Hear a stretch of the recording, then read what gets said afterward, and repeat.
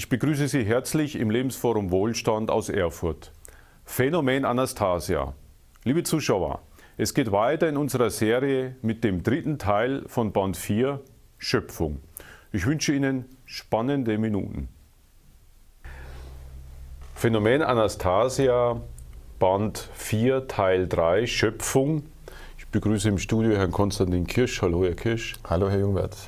Es geht gleich an im Buch mit dem Kapitel der genetische Code. Was kann man darüber sagen? Ja, Herr Mekre hat von der Anastasia diese Schöpfungsgeschichte erzählt bekommen, hat sich gewundert, wie kann die sich da so erinnern an solche Zeiträume, das ist ja, wer weiß, wie lange her. Und so ist er dann nach der Rückkehr aus der Taiga zu diversen Spezialisten und hat sich einfach erkundigt, wie kann man sich denn erinnern in solchen Zeiträumen, weil er einfach ein großer Zweifler ist. Und dann hat er einige Kommentare bekommen, die sind in dem Kapitel auch als Zitate reingeschrieben. Und so ein simpler Vergleich, wenn man was auf ein Tonband speichert, eine Stimme zum Beispiel, und kann das dann nach einer gewissen Zeit wieder abspulen oder auch MP3-Player aktuell, dann ist es für andere Kulturen, irgendwelche Ureinwohner, die auch jetzt irgendwo leben, vielleicht was Unglaubliches, dass es sowas gibt. Wir wissen sowas. Und man kann auch erfahren mittlerweile, dass Materie und Umgebung, Häuser, Räume, Informationen speichern von Ereignissen, die dort stattgefunden haben. Nur viele Menschen können es nicht unbedingt fühlen und das heißt, die Informationen wieder abrufen. Und diese Spezialisten bestätigen, dass wohl einiges mehr möglich ist, als der Herr Mekre sich hat vorstellen können. Und so hat er dann doch wieder etwas mehr Zutrauen gewonnen, dass die Anastasia mit ihren Erzählungen vielleicht doch recht haben könnte, dass sie in dieser unberührten Natur, dieser Schöpfung in der Taiga, diese Schöpfungsinformationen aus dieser Natur herauslesen kann. Und somit auch den genetischen Code. Ja, das ist im Prinzip das Thema, dass in unserer Genetik, in uns drin, in jedem von uns, diese Erberinnerung enthalten ist. Und es ist halt die Frage, kann man diese Informationen wieder finden, um sie dann wiedergeben zu können. Und abrufen, ja. Genau. Es geht dann weiter. Wohin gehen wir im Schlaf? Wohin gehen wir? Ja, das kommt darauf an. Das ist eine schöne Frage. Und zwar macht es ja ein Beispiel, wenn wir schlafen und dann im Schlaf zum Beispiel auf einer tragbare in ein Flugzeug gebracht werden, in eine ferne Stadt, dort herumgetragen werden, während wir noch schlafen, wieder zurückgebracht werden, waren wir dann dort? Körperlich ja, aber vom Bewusstsein her nicht.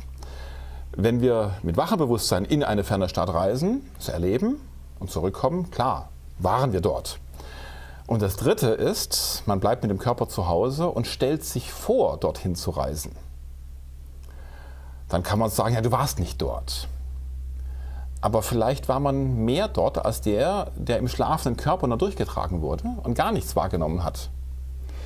Und dann ist die Frage, wie kann man sich trainieren, mit seinem nicht materiellen Sein, mit einer Art Traumreise, Geistreise dort in eine andere Stadt zu gehen, um das dann wirklich so wahrzunehmen. Oder eben in eine andere Welt, wie es im nächsten Kapitel dann heißt. Ja. Genau, da fragt er dann die Anastasia von wegen, ob er denn so eine Reise mal machen könnte. Ja, was gibt es denn so, wo man hinreisen könnte? Und er ist ja so fasziniert von der Option, dass es Außerirdische geben könnte. Das ist für ihn einfach ein ganz spannendes Thema. Ja, und dann lädt sie ihn ein zu einer Reise und das ist ein so unglaubliches Kapitel, also wirklich heftig unglaublich. Da mag ich ganz kurz was als Einleitung dazu lesen. Da sagt er, dann schloss ich die Augen und sank in einen sanften Schlummer. Oder wie Anastasia sagen würde, trennte mich von meinem physischen Körper. Was dann mit mir geschah, kann ich bis heute nicht richtig verstehen. Geht man davon aus, Anastasia hätte mich in einen Schlaf versetzt und ich hätte darauf einfach geträumt? So muss man dem entgegenhalten, dass die Fülle meiner Empfindung und die Klarheit meiner Wahrnehmung sich von einem gewöhnlichen Traum klar unterschieden. Es ist dann so, reist mit ihr zu einem anderen Planeten, der auch besiedelt ist. Und sie laufen dann dort auf diesem Planeten. Allerdings sieht er keine Füße, er sieht keinen Körper, sie sind beide unsichtbar. aber er fühlt den Boden beim Laufen. Also eine ganz komische Mischung. Also er hat Empfindungen, aber kein Körper direkt vor Ort. Und sie finden dann dort diverse Fabrikgebäude mit Schläuchen in die Erde und dann fliegen dort Flugscheiben heraus. Und er ganz fasziniert, technikbegeisterter Mann, wow, was ist denn das? Und fragt die Anastasia aus und die erklärt ganz bereitwillig, diese Maschinen, die holen alle Rohstoffe aus dem Boden, die sie brauchen. Und die Energieversorgung holen sie auch aus dem Boden, was sie dann einfach brauchen, komplett alles. Und er ist erstmal völlig begeistert von diesem technischen Meisterwerk. Und wie viele Menschen arbeiten denn da drin? Ja, niemand. Völlig automatisch. Und dann kommt das Allerverrückteste. Wer programmiert denn, was da produziert wird? Ja, ganz einfach. Am Eingang, da ist dann so ein Büschel von kleinen Antennen, von Äderchen. Und dann muss man mit seinem Kopf hingehen und dann kann man das mit seinen Gedanken programmieren. Man muss sich nur gut genug vorstellen, als quasi Baukonstrukteur. Und obwohl sie ohne Körper dort sind, ist ihr Energiewesen so stark, dass sie sagt, was stellst du denn vor? Was würdest du gerne, dass diese Fabrik produziert? Und er, ein Auto. So, ja. Und dann geht er mit seinem nicht materiellen Körper an diese Antenne, mit seinem Kopf dorthin, bis die Fühler sich an ihn wenden und sie lädt ihn ein, dann stellt er das Auto aber ganz genauso vor, genauso wie es denn sein soll. Und er stellt sich das Lenkrad vor und wie er einsteigt und so überhaupt. Das ist so, wie er sich vorstellen kann. Gut, und dann braucht es ein bisschen, gar nicht so sehr lange. Und sie gehen ein bisschen spazieren, die Maschine muss alles umbauen und plötzlich spuckt sie das Ergebnis aus. Und er ist ziemlich beleidigt und sagt, was für eine blöde Maschine. Da fehlen zum Beispiel die 2 Räder auf der rechten Seite. Er ist von der linken Seite eingestiegen, diese Seite hat er sich vorgestellt, die andere Autoseite hat er vergessen. An den Motor hat er auch nicht gedacht. Er hat sich nur das Lenkrad, das war schön. Auch die Tür konnte man aufmachen, aber die Armaturenbretter waren da. Und er war richtig beleidigt und sie sagte, du, wenn du als Konstrukteur dir etwas nicht bestellst, dann kommt es auch nicht geliefert. Und da war er dann schon auch, naja, ein bisschen geknickt, weil das musste er zugeben. Er hat das selber einfach nicht gedacht. Und wieso soll dann diese Maschine es machen? Gleichzeitig ist natürlich dann noch faszinierender, welche Herausforderung des Geistes es ist, ein beispielsweise voll funktionsfähiges Auto sich denken zu können, wenn man denn so eine Ins Option kleinste hätte. Detail, ja. Ja, genau. Ja, ja. Und wenn dann solche Flugscheiben herauskommen konnten, die sogar auch ohne Besatzung automatisch nach Hause fliegen konnten zum Lager, sowas zu erdenken, ist praktisch unvorstellbar.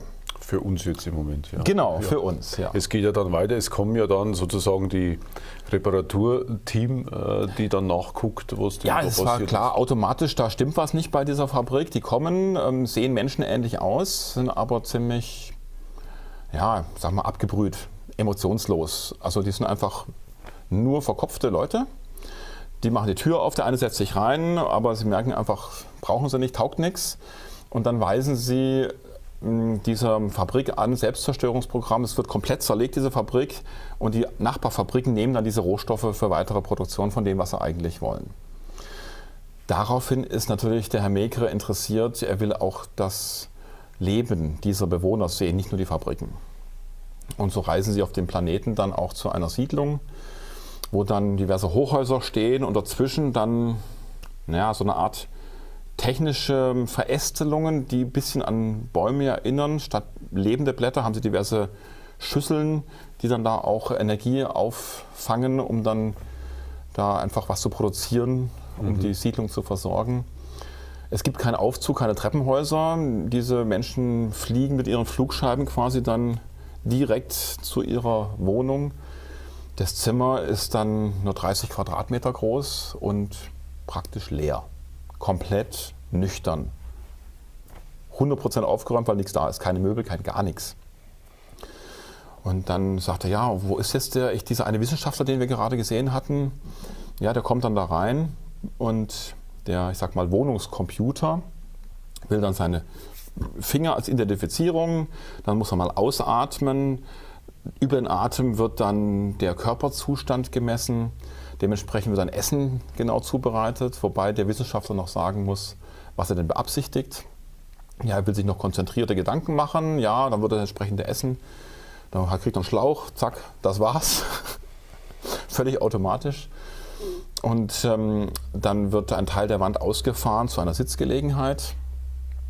Dann hat er plötzlich ein Reagenzglas dann in der Hand. Auf der anderen Seite wird dann ein Bildschirm. Es wird so ein bisschen beschrieben wie so eine Art Hologramm. Da sitzt dann da also eine Dame, eine Abbildung. Also nicht physisch, sondern so als Abbildung. Und sie auch mit einem Reagenzglas. Und sie sprechen dann miteinander und mit diesen Reagenzgläsern. Sie sind dabei, ein Kind zu zeugen. Was natürlich für Herrn Maigret völlig unverständlich erstmal ist. Und Anastasia erklärt, diese Bewohner sind zwar technisch sehr, sehr weit fortgeschritten, aber sie haben praktisch keine Emotionen, keine Gefühle. Und weil sie diese Emotionen nicht haben wie wir, ist eine körperliche Liebe gar nicht möglich.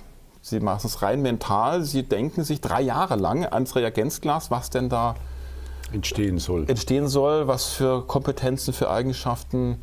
Und dann wird in irgendeinem Laboratorium diese Inhalte der 2 Reagenzgläser verbunden und dann wird irgendwo dann ein Nachkomme gezüchtet.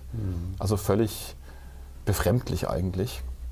Das ist dann für Herrn Maigret auch eher sehr komisch. Was ist das denn? Ja, nüchtern, ohne Gefühle. Genau. Also diese technische Weiterentwicklung oder Hightech kann man auch sagen, ist für ihn erstmal faszinierend, wo er sagt, hätte ich auch gerne. Aber wenn er dann merkt, solche Abstriche müsste er machen, dann sagt er, oh, ist doch nicht wirklich attraktiv. Wie kommen die dann wieder zurück? Oder kommen die dann wieder so zurück, wie sie hingegangen sind? Jetzt Herr Maigret und die Anastasia. Es ist noch ein weiterer sehr, sehr bewegender Teil beschrieben, und zwar die sogenannte Invasionszentrale.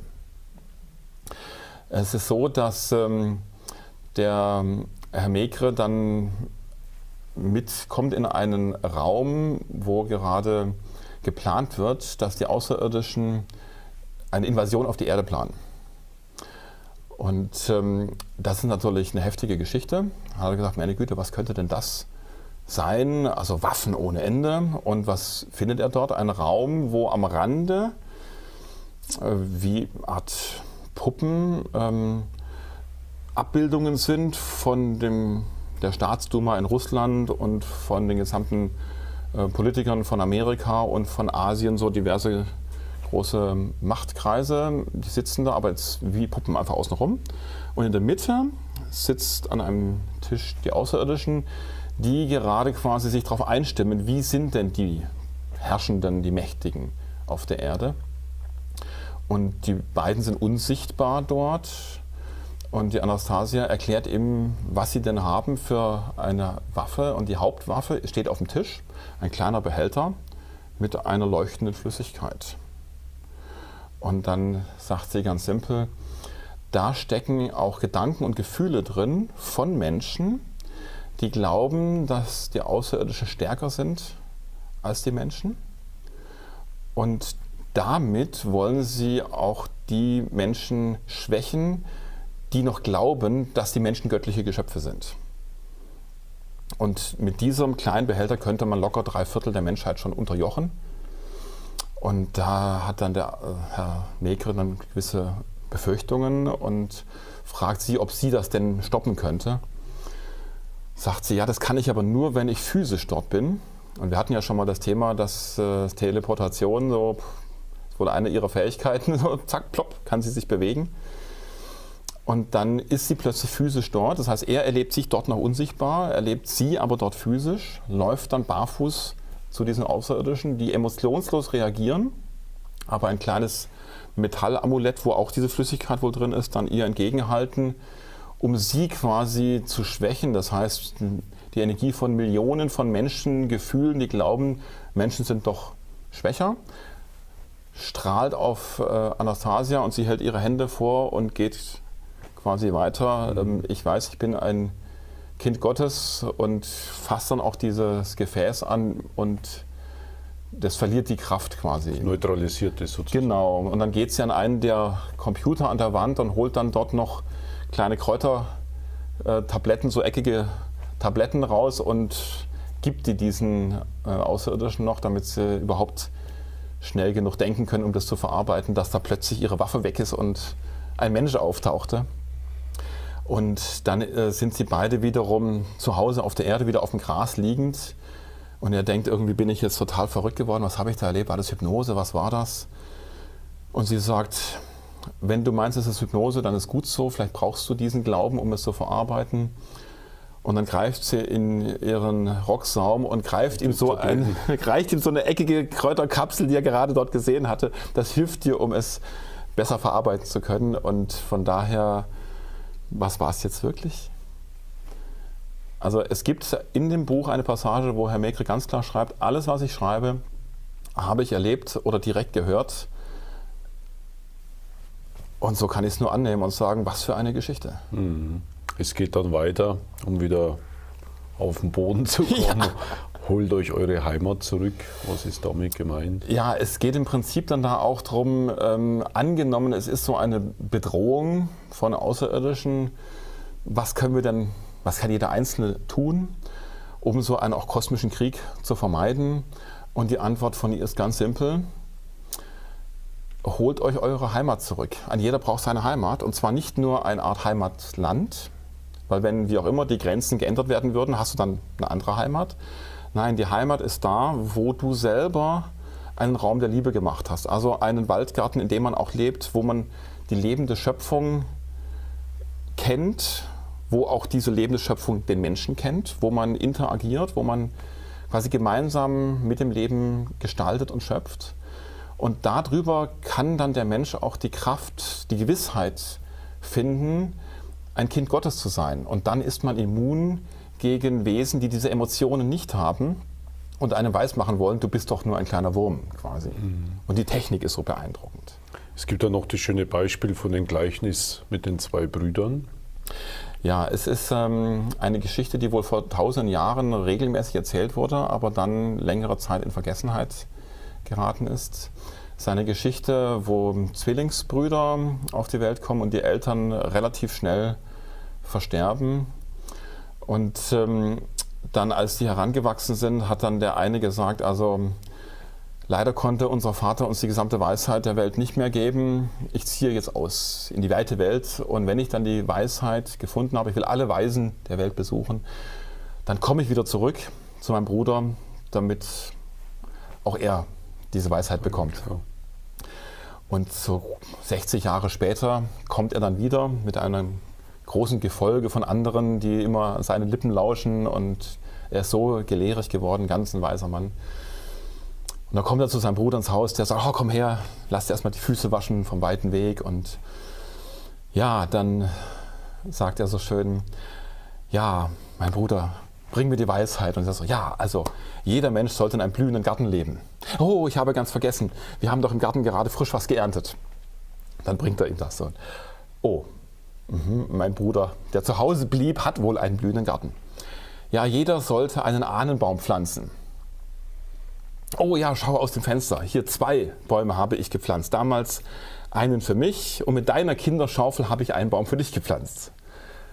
Oh, mein kleiner Bruder, der zu Hause blieb und nicht weltweit am Reisen war, hat auch das gelebt.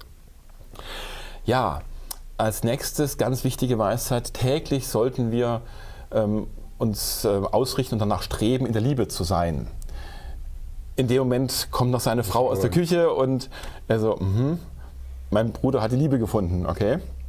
Und dann als viertes, wir sollten die Kinder glücklich machen. Und dann kommt die Rasselbande an Kindern dann rein.